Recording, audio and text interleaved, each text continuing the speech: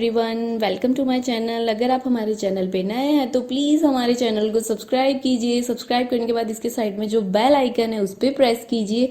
यहाँ आपको ऑल का ऑप्शन मिलेगा, उस पर सेलेक्ट कीजिए सो दैट हमारे नए वीडियोज़ की अपडेट आपको मिलती रहेगी। हमारे वीडियोज़ देखने के बाद उन्हें लाइक कीजिए, शेयर कीजिए सभी के साथ। शेयर करने के बाद प्लीज़ नीचे जाके कमेंट करके बताइए कि आपको हमारे वीडियोज़ कैसे लगे। Thank you so much. Hello friends, good morning to all of you. Myself JP sir and you are watching this channel. Okay friends, in the last lecture we have learned about negative sentence of present perfect tense. Alright? Last lecture में हम सभी ने negative sentence के बारे में सीखा था. But now today we are going to start our new topic and its name is interrogative sentence. Okay friends, so you know what's the meaning of interrogative sentence? अगर हम हिंदी में कहें तो interrogative sentence को प्रश्नार्थ वाक्य कहा जाता है. ऑलराइट, सो अब ये प्रश्नार्थ वाक्य क्या होते हैं इसके पहले के टेंस में हमने चर्चा की थी. ओके, दो टाइप के इंट्रोगेटिव सेंटेंस होते हैं. First, to start with helping verb and second to start with WH. Okay friends, so आप लोगों को पता है कि दो तरीके के प्रश्नार्थ वाक्य में से जो मैंने यहाँ पे सेंटेंस पैटर्न लिखी है that is to start with helping verb. Alright, WH में कुछ ज्यादा चेंजेस नहीं होता है friends, only one change and we will use WH before helping verb. Alright, so आइए हम देखते हैं अपना sentence pattern. Alright, so first we will use helping verb have and has, then we will use subject, then third form of the verb, then object and then extra word. Okay, so आप लोगों को ये sentence pattern समझ में आई होगी, but आज मैं आपको बिल्कुल इजी ट्रिक सिखाने जा रहा हूं. सो ध्यान दीजिएगा. वो इजी ट्रिक कुछ ऐसी है कि कोई भी इंट्रोगेटिव सेंटेंस आप बना रहे हैं सो सिर्फ और सिर्फ एक ही बात का आपको ध्यान रखना होगा, और वो बात ये है कि जो हेल्पिंग वर्ब होता है जस्ट हमें उसे सब्जेक्ट के पहले उठाकर रख देना है. बाकी पूरा sentence pattern same to same रहेगा. आप समझ रहे होंगे मेरी बात. इसके पहले हमने देखा था पॉजिटिव और नेगेटिव सेंटेंस में क्या था, पहले सब्जेक्ट आ रहा था देन हैव या हेज आ रहा था.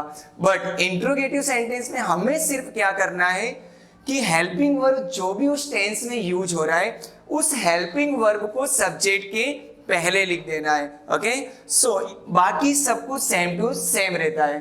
ओके, सो आइए देखते हैं हम एक एग्जांपल इंट्रोगेटिव सेंटेंस का. ओके, सो फ्रेंड्स यहाँ पे लिखा हुआ है क्या आपने खाना खाया है. ऑलराइट, दैट मींस हम सामने वाले से पूछ रहे हैं कि क्या आपने खाना खाया है. Alright, so it's a positive interrogative.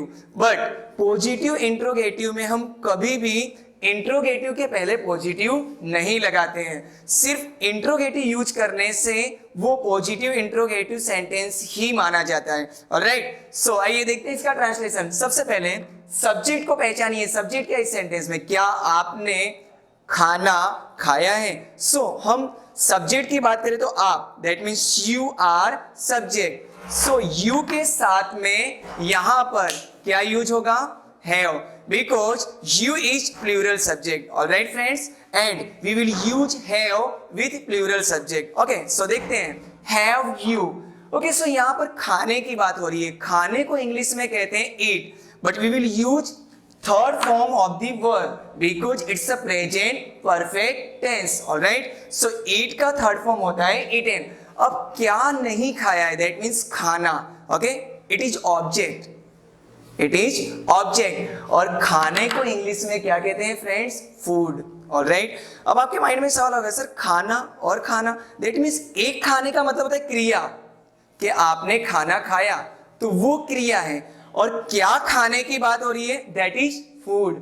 Right, अगर आप प्योर हिंदी में कहें तो आप उसे भोजन कह सकते हैं. राइट, सो ये जो फूड यूज हुआ है वो आप समझ सकते हैं भोजन के लिए यूज हुआ है. राइट, नाउ नेक्स्ट सेंटेंस देखते हैं. क्या राहुल क्रिकेट खेल चुका है. दैट मीन्स अब इस सेंटेंस में सबसे पहले आपको क्या पहचानना है, सब्जेक्ट. ओके, सो सब्जेक्ट क्या है फ्रेंड्स, राहुल. अब Rahul is one kind of name and you know that any name is always included in singular subject and we will use has with singular subject. Alright, so आप देख सकते हैं यहां पर राहुल के साथ में क्या आएगा, has. Okay, so our sentence is has Rahul played cricket. खेलने को इंग्लिश में प्ले कहते हैं, but we will use here third form of the verb just because it's a present perfect tense. Alright, so और ऑब्जेक्ट के रूप में हमने यहाँ पे क्या यूज किया, cricket. Okay, so I hope ये इंट्रोगेटिव सेंटेंस आप सभी को कंप्लीट और अच्छे तरीके से समझ में आया होगा. Okay, so now we are going to our next topic. Okay, and it's a name is negative interrogative sentence. So friends, सबसे पहला सवाल ये खड़ा होता है कि नेगेटिव इंट्रोगेटिव सेंटेंस को हम हिंदी में क्या कहते हैं. सो यू नो, ओके, आप सभी को पहले से ही पता होगा क्योंकि इसके पहले हमने 2 टेंस सीखे हैं. सो उसमें आप सभी को बताया गया था कि नेगेटिव इंट्रोगेटिव को हिंदी में कहते हैं नकारात्मक प्रश्नार्थ वाक्य. राइट, अगर हम कहें तो हम किसी से क्वेश्चन कर रहे हैं, बट आप लोगों को पता होगा कि क्वेश्चन पूछने के 2 तरीके होते हैं. दैट मीन्स एक क्वेश्चन आप पॉजिटिव वे में पूछेंगे और एक क्वेश्चन होगा आप नेगेटिव वे में पूछेंगे. जैसे कि आप इसी सेंटेंस को देख लीजिए कि हमने पॉजिटिव में क्या पूछा कि क्या आपने खाना खाया है, बट हम इसी क्वेश्चन को हम कभी कभी इस तरीके से भी पूछ सकते हैं कि क्या आपने खाना नहीं खाया है. दैट मीन्स अगर ये नहीं वर्ड आता है सो ये क्या हो जाता है friends, negative interrogative sentence. Okay, so अब सबसे पहले ये सेंटेंस को ट्रांसलेट करने के पहले हम इसकी सेंटेंस पैटर्न देख लेते हैं. But friends, it's a very very easy. इसमें कुछ न्यू नहीं है, सिर्फ हमें एक वर्ड याद रखना है जिससे हमारा नेगेटिव इंट्रोगेटिव कंप्लीट प्रिपेयर हो जाता है, और वो वर्ड क्या है, हैवंट. ओके, हैव नॉट का शॉर्ट फॉर्म हैवंट होता है, और यहां पर जैसे कि has. Right, so has not का शॉर्ट फॉर्म हैजेंट होता है. बट रिमेंबर, समटाइम्स अमुक लोगों को कंफ्यूजन होता है कि अमुक लोगों को ऐसा लगता है कि सर सब्जेक्ट के बाद में नोट आता है.